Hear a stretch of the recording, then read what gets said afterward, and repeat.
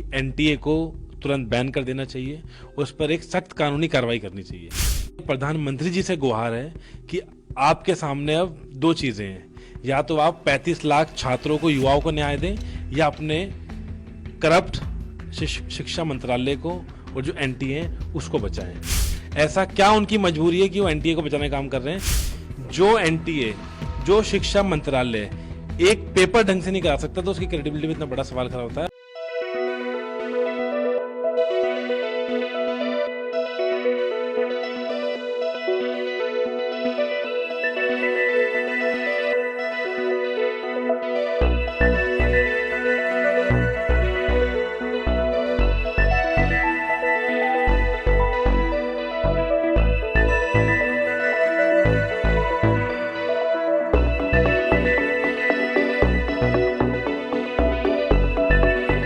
चौबीस लाख छात्र आप देखेंगे कितने दिनों से इस तड़पती धूप में, आप देखेंगे गर्मी में अपनी गुहार लगा रहा है। साथ में एनएसवाई के साथी भी गुहार लगा रहे थे न्याय की।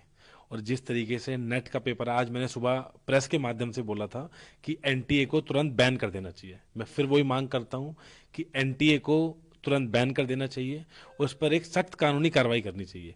साथ के साथ मेरी अब प्रधानमंत्री जी से गुहार है कि आपके सामने अब दो चीजें हैं, या तो आप 35 लाख छात्रों को, युवाओं को न्याय दें, या अपने करप्ट शिक्षा मंत्रालय को और जो एनटीए है उसको बचाएं।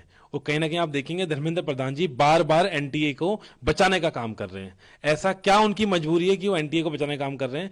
कहीं ना कहीं मुझे लगता है अब धर्मेंद्र प्रधान जी ही जो पेपर लीक की धांधली का ये जो व्यापार शुरू करा एनटीए ने, इसमें खुद शामिल है। हमने 24 तारीख को तो संसद घेराव करा था, उसमें अब हम नेट के जो हमारे विद्यार्थी थे उनको भी हम अपील करेंगे कि वो आए, और साथ के साथ कल भी हम प्रदर्शन करेंगे।